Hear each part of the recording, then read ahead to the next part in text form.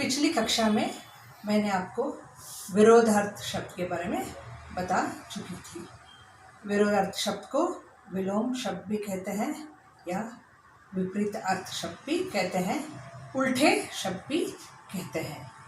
मुझे ये विश्वास है कि आपने जो भी मैंने उल्टे शब्द आपको दी थी उसको अच्छी तरह से आप अभ्यास कर चुके हो। मैं आपको आज एक कहानी सुनाना चाहती हूँ। उससे पहले मैं आपको ये बताना चाहती हूँ कि जब वर्षा अधिक हो जाता है तो फसल बिगड़ जाता है। उसी तरह बिना वर्षा या बिना बरसात सिर्फ धूप होने से भी अनाज नहीं होता। तो ये दोनों के कारण से अनाज खराब हो जाता है। मैं आपको एक घटना बताना चाहती हूँ कि एक गांव में जब अकाल पड़ा था तो बिना बारिश ज़मीन एकदम सूख गया था और एक थोड़ा सा भी अनाज उग नहीं पाया। तो क्या होता है, जब उधर अनाज नहीं है तो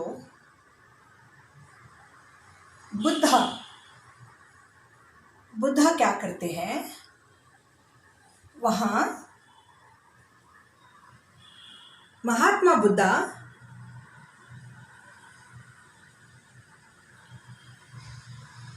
निमंत्रण करते हैं कि कोई ना कोई किसी न किसी प्रकार वहाँ के गांव लोगों को अन्न का व्यवस्था कर सके।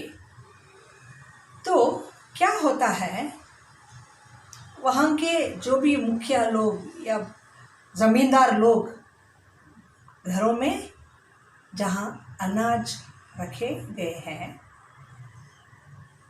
ये क्या करते हैं, जब अनाज की कमी होती है इसलिए जब उनके पास ढेर सारा अनाज होता है तो वो सब इकट्ठा कर देते हैं, और जब अनाज की कमी होता है तो उनका उपयोग करते हैं।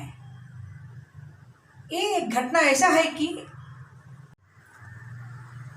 कड़क धूप के कारण उधर अनाज नहीं उगा है, लेकिन सबके घरों में जैसे मुखिया या ज़मींदार जिसके पास ज़्यादा से ज़्यादा ज़मीन हो, उनके पास जो भी अनाज है वो सब एक तरफ सब इकट्ठा कर चुके हैं। ऐसा नहीं कि उस गांव में अनाज नहीं है। तो जब ये धूप के कारण पक्षियों का कलज मतलब पक्षियों की आवाज़ बिना पानी और बिना आवाज़ तड़प तड़प कर ऐसा चिल्ला रहे हैं कि उनको खाना और पानी चाहिए। ये पक्षी का कलहर क्या होता है, पक्षियों का आवाज़ को क्या कहते हैं, कलहर। और इधर लोग भी बहुत मचलने लगे, तड़पने लगे। किसके कारण? भूख के कारण। तो ऐसा हुआ कि महात्मा बुद्धा ने वहाँ के जो भी प्रजा है उनको बुलाते हैं और कहते हैं कि क्या यहाँ कौन आगे बढ़ सकते हैं कि इस प्रजा को जो भूखे हैं उनको अनाज देने के लिए कौन आगे बढ़ते हैं, ये पूछते हैं। तो वहाँ के जो भी मुखिया है, ज़मींदार है, कोई आगे नहीं बढ़ते हैं। तो उस गांव में एक स्त्री, सुप्रिया उसका नाम है, वो आगे बढ़ती है। तो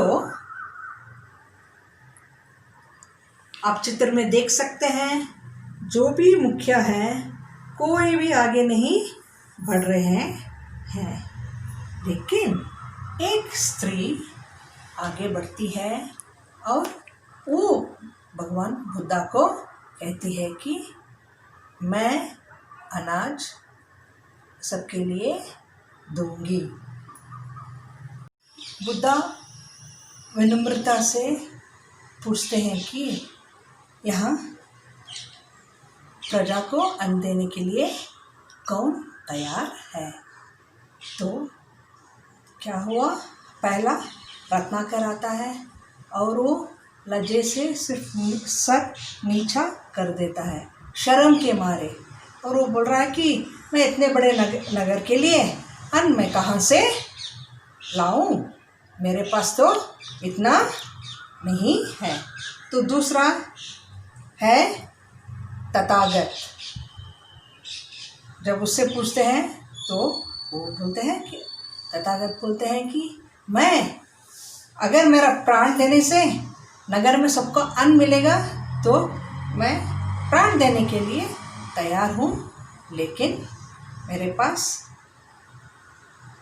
इस नगर में अन्न बांटने के लिए मेरे पास अन्न नहीं है। ऐसा ही सब बोलते रहते हैं। तो आखिर में एक स्त्री आगे बढ़ती है, वो है सुप्रिया।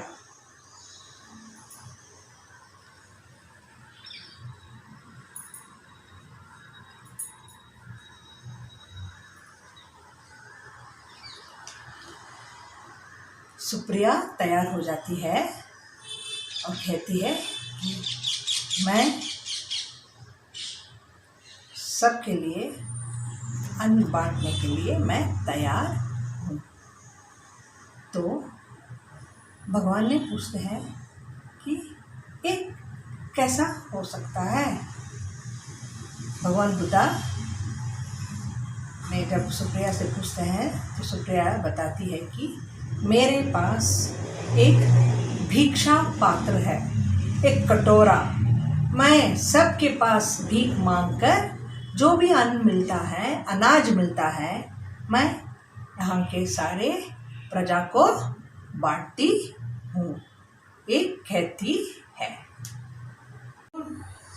जब ये आगे बढ़ी तो वहाँ के जो भी लोग अन्न देने के लिए नहीं माने, वह सब हंसने लगे।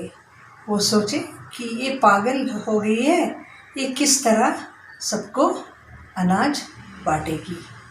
तो उसने बताया कि मेरे पास ये भिक्षा पात्र के अलावा मेरे पास और कोई धन नहीं है, लेकिन मैं सबसे भीख मांगकर यहाँ के लोगों का पेट भरती हूँ।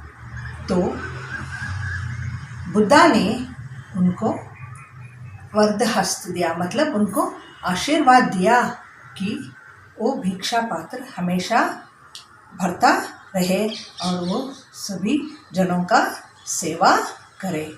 आज मैं ऐसे ही आपको कहानी बता चुकी हूँ। अगली कक्षा में इस पाठ को पढ़कर पूरी तरह से समझाती हूँ।